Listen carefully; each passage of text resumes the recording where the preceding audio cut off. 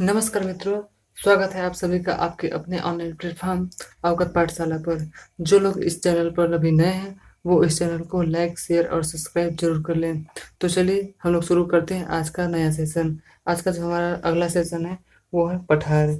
आज हम लोग इस सेशन में पढ़ने वाले हैं पठार को। किसको पढ़ेंगे हम लोग? पठार यानी कि प्लेट्यू। आज हम लोग पढ़ेंगे पठार। पठार को हम भारत के परिप्रेक्ष्य में ही पढ़ेंगे। तो चलिए आज का सेशन शुरू करते हैं और आज हम लोग पढ़ते हैं पठार। तो सबसे पहले हम लोग ये जानेंगे कि पठार कहते किसे हैं। चलिए तो देख लेते हैं। जिनकी धरातल से ऊंचाई लगभग 500 मीटर से 800 मीटर होती है। कितनी? जिनकी ऊंचाई धरातल से 500 मीटर से लेकर 800 मीटर के बीच होती है, उन्हें हम पठार कहते हैं। क्या कहते हैं? पठार। पठार की ऊंचाई 500 मीटर से लेकर 800 मीटर तक होती है, उसे हम लोग पठार कहते हैं। ठीक है, चलिए आगे देखते हैं। हम लोग पठार को पूरा पूरा कवर करेंगे। भारत के परिप्रेक्ष्य में जितने भी प्रकार के पठार पाए जाते हैं, जितने भी क्षेत्र में पठार हैं, उन सभी को बारी बारी से देखते हैं। तो चलिए देखते हैं। आज हम लोग पूरा पठार के बारे में पढ़ेंगे। और जिस पठार के बारे में हम लोग पढ़ेंगे, यह है हमारा पहला केंद्रीय उच्च भूमि। क्या है? केंद्रीय उच्च भूमि। केंद्रीय उच्च भूमि। और अगला है हमारा पूर्वी पठार। क्या है? पूर्वी पठार। इसके बाद जो आता है हमारा अगला है वह है उत्तर पूर्वी पठार। वो क्या है? उत्तर पूर्वी पठार। इसके बाद है हमारा दक्कन का पठार। क्या है? दक्कन का पठार। इसके बाद हमारा है नेक्स्ट, वो है दक्षिण भारत के पठार। क्या है? दक्षिण भारत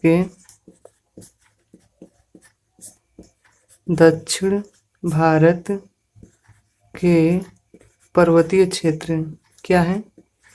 दक्षिण भारत के पर्वतीय क्षेत्र। तो चलिए हम लोग एक एक करके बारी बारी से सभी को देखेंगे। ठीक है, चलिए। तो चलिए सबसे पहले हम लोग देखते हैं केंद्रीय उच्च भूमि को। किसको देखते हैं? केंद्रीय उच्च भूमि के। केंद्रीय उच्च भूमि में जो आपके पठार आते हैं वो है आपका पहला अरावली पर्वत। क्या है? अरावली पर्वत। आपका है अरावली पर्वत। इसके बाद इसी में है आपका मालवा पठार। क्या है? मालवा पठार। इसके बाद आता है आपका बुंदेलखंड का पठार। क्या है? बुंदेलखंड का पठार। बुंदेलखंड का पठार। और इसके बाद है आपका सतपुड़ा पर्वत। क्या है आपका? सतपुड़ा पर्वत। और इसके बाद एक और बचता है आपका, वो है विंध्याचल पर्वत। क्या है? विंध्याचल पर्वत। चलिए तो एक एक को करके हम बारी बारी से सबको देखते हैं। आइए तो देखते हैं हम सबसे पहले अरावली पर्वत के बारे में। क्या देखते हैं हम लोग? अरावली पर्वत। ये जो आपका अरावली पर्वत है, इसका निर्माण प्री कैम्ब्रियन युग में हुआ था। अरावली पर्वत का निर्माण प्री कैम्ब्रियन। अरावली पर्वत का निर्माण कब हुआ था? अरावली पर्वत का निर्माण प्री कैम्ब्रियन युग में हुआ था। और अरावली पर्वत जो है आपका वो अवशिष्ट पर्वत है। कैसा है? अवशिष्ट या अपरदित पर्वत। कैसा है? अवशिष्ट या अपरदित पर्वत का उदाहरण है। अवशिष्ट या अपरदित पर्वत। अवशिष्ट या अपरदित पर्वत का उदाहरण है। चलिए इसे प्राचीन मोड़दार, यह प्राचीन मोड़दार और वलित पर्वत का उदाहरण है। वलित पर्वत। हमारा जो अरावली पर्वत है इसका निर्माण प्री कैम्ब्रियन युग में हुआ था और यह अपशिष्ट पर्वत है और अपरदित पर्वत है और यह मुर्दार है और यह वलित पर्वत की श्रेणी में आता है। यह वलित पर्वत की श्रेणी में आता है। चूंकि हम लोगों ने देखा कि अरावली पर्वत अपशिष्ट पर्वत है या अपरदित पर्वत है, यानी कि यह धीरे धीरे नष्ट हो रहा है। क्या हो रहा है? धीरे धीरे नष्ट हो रहा है। आपका अरावली पर्वत प्रारंभ में कुछ ऐसा रहा होगा और धीरे धीरे जैसे यह अपरदित हुआ होगा, थोड़ा बहुत नष्ट हुआ होगा, कुछ इसकी ऊंचाई घट गई होगी, ये इस शेप में आया होगा और धीरे धीरे कुछ ये अपरदित हुआ होगा तो इस तरीके से हुआ होगा। और वर्तमान में जो आपकी अरावली पर्वत है वो इस शेप में है, इसकी ऊंचाई काफ़ी घट गई है और वर्तमान में जो अरावली पर्वत की ऊंचाई है वो आपका 1722 मीटर है। कितना है? 1722 मीटर। वर्तमान में अरावली पर्वत की ऊंचाई 1722 मीटर है।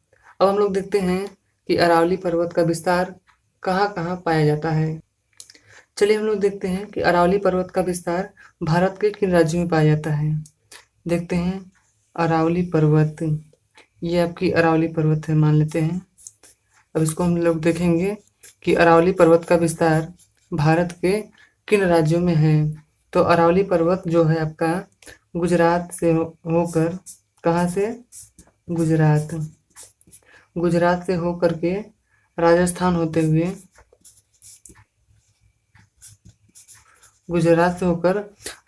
होते हुए, दिल्ली तक है। कहाँ तक है? दिल्ली तक है। इसका विस्तार दिल्ली तक है। और दिल्ली में जो रायसीना पहाड़ी है, वह दिल्ली का रायसीना पहाड़ी अरावली पर्वत का ही भाग है और इसी रायसीना पर्वत पर या इसी रायसीना पहाड़ी पर राष्ट्रपति भवन स्थित है। क्या है? राष्ट्रपति भवन स्थित है। अगर आपसे एग्जाम में पूछा जाता है कि भारत का राष्ट्रपति भवन कहाँ स्थित है, तो रायसीना पहाड़ी पर स्थित है। कहाँ? दिल्ली में। और राजस्थान के सांभर झील से राजस्थान में एक झील है, उसका नाम है सांभर झील। क्या है? सांभर झील। राजस्थान के सांभर झील से एक नदी निकलती है जो कि अरावली पर्वत को काटते हुए आगे बढ़ती है और यह नदी है आपका लूनी रिवर। क्या है? लूनी नदी राजस्थान के सांभर झील से होते हुए आपके अरावली पर्वत को काटते हुए आगे बढ़ती है और यह गुजरात में जाकर कच्छ के रण में विलीन हो जाती है। कहाँ पर? कच्छ के रण में विलीन हो जाती है। कहाँ पर? कच्छ के रण, गुजरात के कच्छ के रण में जाकर के यह विलीन हो जाती है।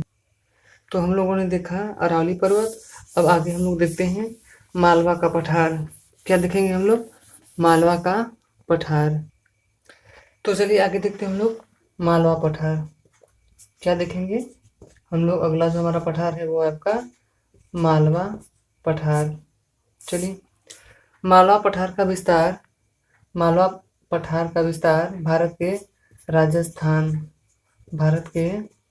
राजस्थान और मध्य प्रदेश में पाया जाता है। मालवा पठार का विस्तार भारत में कहाँ है? तो राजस्थान और मध्य प्रदेश में। और मालवा पठार की जो चट्टानें हैं वो बेसाल्ट चट्टानें हैं। मालवा पठार के अंतर्गत जो चट्टानें पाई जाती हैं वो आपकी बेसाल्ट चट्टानें हैं। क्या है? बेसाल्ट चट्टान। और यहाँ पे जो मिट्टी पाई जाती है वो आपकी काली मिट्टी है। मालवा पठार के अंतर्गत जो मिट्टी पाई जाती है वो मिट्टी कैसी है? तो वह काली मिट्टी है। मालवा पठार की मिट्टी कैसी है? तो काली मिट्टी है। और इस काली मिट्टी में कपास की खेती की जाती है। काली मिट्टी में कौन सी खेती की जाती है? तो कपास की खेती। काली मिट्टी कपास की खेती के लिए सर्वथा उपयुक्त मानी जाती है।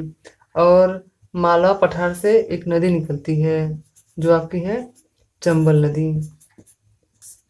चंबल नदी का उद्गम मालवा का पठार है। चंबल नदी मालवा के पठार से होकर निकलती है और इस चंबल नदी पर कुछ बांध बनाए गए हैं, उनको भी देख लेते हैं। चंबल नदी पर एक बांध है जो है आपका राणा सांगर बांध। क्या है? राणा सागर बांध। राणा सागर बांध। और दूसरा है आपका गांधी सागर बांध। क्या है? गांधी सागर बांध। और चंबल नदी पर एक बांध और है, वो है आपका जवाहर सागर बांध। क्या है? जवाहर सागर बांध। तो ये रहा आपका मालवा का पठार। मालवा का पठार राजस्थान और मध्य प्रदेश में फैला हुआ है और मालवा पठार से एक नदी निकलती है चंबल नदी और इस चंबल नदी पर 3 बांध बनाए गए हैं, राणा सांगर बांध, गांधी सागर बांध और जवाहर सागर बांध। तो चलिए इसके आगे हम लोग देखते हैं अगला बुंदेलखंड का पठार। तो चलिए हम लोग देखते हैं बुंदेलखंड का पठार। क्या देखते हैं? बुंदेलखंड का पठार। बुंदेलखंड का पठार। चलिए आपका जो बुंदेलखंड का पठार है इसका विस्तार भारत के मध्य प्रदेश और उत्तर प्रदेश में पाया जाता है। आपको जानना चाहिए कि बुंदेलखंड का पठार किस राज्य में है, तो बुंदेलखंड पठार का विस्तार भारत के मध्य प्रदेश और उत्तर प्रदेश में है। बुंदेलखंड पठार से कुछ नदियां निकलती हैं। बुंदेलखंड पठार से एक नदी निकलती है आपकी केन नदी। कौन सी नदी? केन नदी। केन नदी का उद्गम स्थान बुंदेलखंड का पठार है और बुंदेलखंड से ही एक नदी और निकलती है आपकी बेतवा नदी। कौन सी नदी है? तो बेतवा नदी। बेतवा नदी भी बुंदेलखंड पठार से निकलती है और बेतवा नदी पर एक बांध बनाया गया है। बेतवा नदी पर एक बांध स्थित है आपका माता टीला बांध। कौन सा है? माता टीला बांध। और जो आपका माता टीला बांध है आपका उत्तर प्रदेश राज्य में है। उत्तर प्रदेश राज्य में माता टीला बांध किस राज्य में है? तो उत्तर प्रदेश में। और उत्तर प्रदेश के झांसी जिले में है। कहाँ है? तो उत्तर प्रदेश के झांसी जिले में स्थित है। ठीक है। और बुंदेलखंड पठार जो है इसमें ग्रेनाइट एवं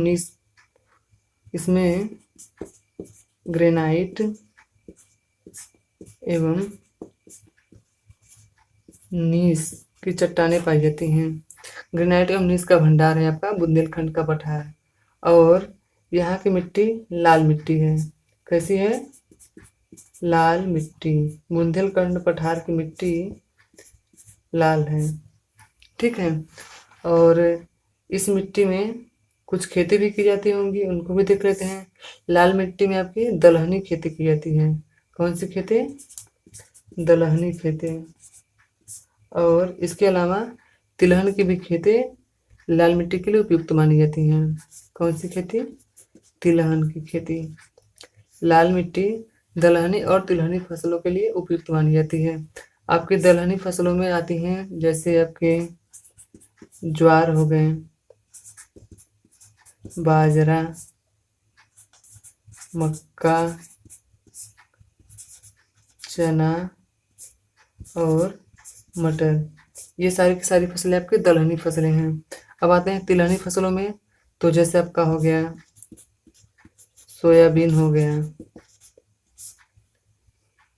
तिल हो गया, सोयाबीन के अलावा तिल हो गया, इसके अलावा आपका सरसों हो गया, सरसों के अलावा मूंगफली हो गया, सरसों के अलावा मूंगफली। ये सारी की सारी फसलें आपके तिलहनी फसलों के अंतर्गत आती हैं। बुंदेलखंड पठार का विस्तार उत्तर प्रदेश के किन किन जिलों में पाया जाता है, आइए उसको भी देख लेते हैं। उत्तर प्रदेश में बुंदेलखंड का क्षेत्र कहाँ कहाँ है उसको भी देख लेते हैं। तो आपका है झांसी। क्या है?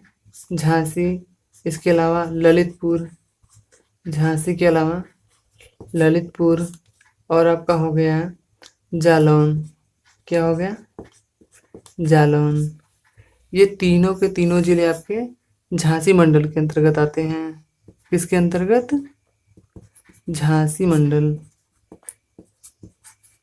इसके अलावा भी कुछ जिले हैं, जैसे आपका हो गया हमीरपुर, हमीरपुर जिला, और चित्रकूट, चित्रकूट, चित्रकूट के अलावा आपका हो गया बांदा, और बांदा के अलावा हो गया आपका महोबा, महोबा। और ये चारों के चारों जो जिले हैं आपके चित्रकूट मंडल के अंतर्गत आते हैं। किसके अंतर्गत आते हैं? तो चित्रकूट मंडल के अंतर्गत। इस तरीके से कुल मिलाकर के 3 और 4 7 जिले बुंदेलखंड क्षेत्र के अंतर्गत आते हैं। तो हम लोगों ने पढ़ लिया बुंदेलखंड का पठार, और अगला है हमारा विंध्याचल पर्वत। तो चलिए हम लोग देखते हैं अगला विंध्याचल पर्वत। तो चलिए हम लोग देखते हैं विंध्याचल पर्वत। आपका अगला है विंध्याचल पर्वत। विंध्याचल पर्वत। वैसे विंध्याचल एक मंदिर भी है जो आपके उत्तर प्रदेश के मिर्जापुर जिले में स्थित है। विंध्याचल मंदिर उत्तर प्रदेश के मिर्जापुर जिले में स्थित है। चलिए हम लोग देखते हैं विंध्याचल पर्वत के बारे में। आइए हम लोग देखते हैं कि विंध्याचल पर्वत का विस्तार भारत के किन किन राज्यों में पाया जाता है। तो देखते हैं हमारा विंध्याचल पर्वत गुजरात राज्य में पाया जाता है। कहाँ पाया जाता है? गुजरात राज्य में। और इसका विस्तार गुजरात के अलावा उत्तर प्रदेश में, और उत्तर प्रदेश के अलावा मध्य प्रदेश में और छत्तीसगढ़ में भी इसका विस्तार पाया जाता है। कहाँ पर? छत्तीसगढ़ में। तो हम लोगों ने देखा कि विंध्याचल पर्वत का विस्तार भारत के किन राज्यों में पाया जाता है। तो आपका गुजरात, उत्तर प्रदेश, मध्य प्रदेश और छत्तीसगढ़ राज्यों में विंध्याचल पर्वत का विस्तार पाया जाता है। उत्तर प्रदेश और मध्य प्रदेश के बीच सीमा रेखा का निर्धारण भी विंध्याचल पर्वत ही करता है। यह क्या करता है? उत्तर प्रदेश और मध्य प्रदेश के बीच सीमा निर्धारित करता है। क्या करता है? सीमा निर्धारित करता है। उत्तर प्रदेश और मध्य प्रदेश के बीच सीमा का निर्धारण कौन करता है? तो आपका विंध्याचल पर्वत। और जो आपका विंध्याचल पर्वत है यह भारत को प्राकृतिक रूप से उत्तर भारत एवं दक्षिण भारत में विभाजित करता है। क्या करता है?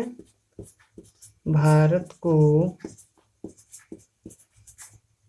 प्राकृतिक रूप से, भारत को प्राकृतिक रूप से उत्तर भारत एवं दक्षिण भारत, उत्तर भारत एवं दक्षिण भारत में विभाजित करता है।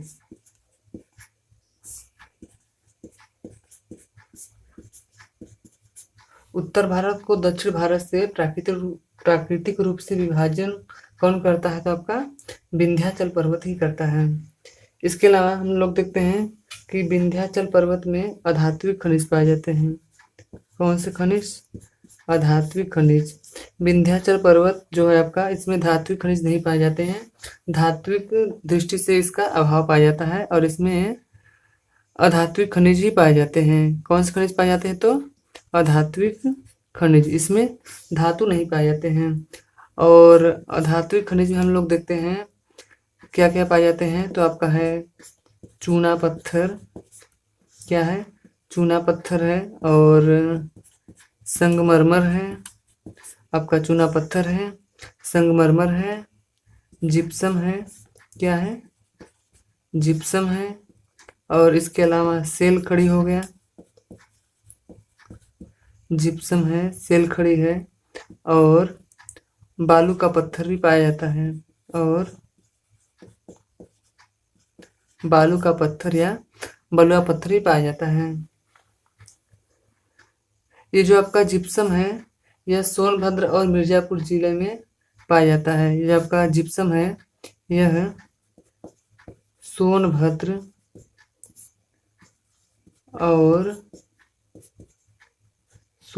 और मिर्जापुर जिले में, सोनभद्र और मिर्जापुर जिले में पाए जाते हैं। सोनभद्र और मिर्जापुर जिले में सीमेंट के उद्योग भी हैं। क्या है? सीमेंट के उद्योग हैं। सीमेंट के उद्योग भी पाए जाते हैं, जो कि आपका आध्यात्मिक खनिज की श्रेणी के अंतर्गत आता है। तो इस तरीके से हम लोगों ने विंध्याचल पर्वत के बारे में भी देख लिया। और अगला है हमारा सतपुड़ा पर्वत। चलिए तो हम लोग देखते हैं सतपुड़ा पर्वत। क्या है हमारा? सतपुड़ा पर्वत। सतपुड़ा पर्वत। चलिए ये देखते हैं हम लोग कि सतपुड़ा पर्वत का विस्तार भारत के किन राज्यों में पाया जाता है। सतपुड़ा पर्वत का विस्तार भारत के किन राज्यों में पाया जाता है? तो सतपुड़ा पर्वत का विस्तार भारत के गुजरात में पाया जाता है। कहाँ पाया जाता है? गुजरात में। सतपुड़ा पर्वत भारत के गुजरात में है। इसके अलावा सतपुड़ा पर्वत का विस्तार भारत के मध्य प्रदेश राज्य में है। कहाँ है? भारत के मध्य प्रदेश राज्य में। इसके अलावा सतपुड़ा पर्वत का विस्तार भारत के छत्तीसगढ़ राज्य में भी पाया जाता है। कहाँ पाया जाता है? भारत के छत्तीसगढ़ राज्य में पाया जाता है। तो गुजरात में जो सतपुड़ा पर्वत का भाग है उसे हम लोग राजपीपला पहाड़ी के नाम से जानते हैं। क्या बोलते हैं वहां पर हम लोग? राजपीपला पहाड़ी। राजपीपला पहाड़ी। राजपीपला पहाड़ी। सतपुड़ा पर्वत को गुजरात में राजपीपला पहाड़ी के पर्वत के नाम से जाना जाता है। और सतपुड़ा पर्वत को मध्य प्रदेश में महादेव पहाड़ी के नाम से जाना जाता है। सतपुड़ा पर्वत को मध्य प्रदेश में महादेव पहाड़ी क्या बोला जाता है? महादेव पहाड़ी। महादेव पहाड़ी। महादेव पहाड़ी के नाम से जाना जाता है। महादेव पहाड़ी। सतपुड़ा पर्वत को मध्य प्रदेश में महादेव पहाड़ी के नाम से जाना जाता है। और महादेव पहाड़ी की जो सबसे ऊंची चोटी है, महादेव पहाड़ी की जो सर्वोच्च चोटी है वो आपका क्या है? धूपगढ़। क्या है? धूपगढ़। धूपगढ़ जो है आपकी महादेव पहाड़ी की सबसे ऊंची चोटी है। क्या है? तो सबसे ऊंची चोटी। ठीक है। और छत्तीसगढ़ में सतपुड़ा पर्वत को मैकाल पर्वत के नाम से जाना जाता है। छत्तीसगढ़ में सतपुड़ा पर्वत को हम लोग मैकाल पर्वत श्रेणी के नाम से जानते हैं। किस नाम से जानते हैं? मैकाल पर्वत। मैकाल पर्वत। यह हम लोग कह सकते हैं कि मैकाल पर्वत जो छत्तीसगढ़ में है वह सतपुड़ा पर्वत का ही भाग है। और मैकाल पर्वत पर ही अमरकंटक का पठार है। मैकाल पर्वत के अंतर्गत ही अमरकंटक का पठार आता है। क्या आता है आपका? अमरकंटक का पठार। अमरकंटक का पठार। और इस अमरकंटक के पठार से एक नदी निकलती है। अमरकंटक पठार से एक नदी निकलती है आपकी। वो कौन सी नदी है? तो नर्मदा नदी। नर्मदा नदी का उद्गम स्थान अमरकंटक का पठार है। कौन सा है? अमरकंटक का पठार। और इस अमरकंटक के पठार से एक नदी और निकलती है, वो आपका है सोन नदी। कौन सा है? सोन नदी। सोन नदी और नर्मदा नदी का जो उद्गम है वो आपका अमरकंटक का पठार है। तो इस तरीके से हम लोगों ने देखा कि सतपुड़ा पर्वत भारत के गुजरात, मध्य प्रदेश और छत्तीसगढ़ राज्यों में फैला हुआ है। गुजरात में इसे राजपीपला पहाड़ी के नाम से जानते हैं, और मध्य प्रदेश में इसे महादेव पहाड़ी, और छत्तीसगढ़ में इसे मैकाल पर्वत के नाम से जानते हैं। तो इस तरीके से हम लोगों ने पठार का एक भाग कंप्लीट कर लिया है। और तब आज के लिए बस इतना ही करते हैं। और आप लोग वीडियो को प्लीज़ लाइक, शेयर और सब्सक्राइब कर दीजिए। और मिलते हैं कल के लिए। तब तक के लिए धन्यवाद।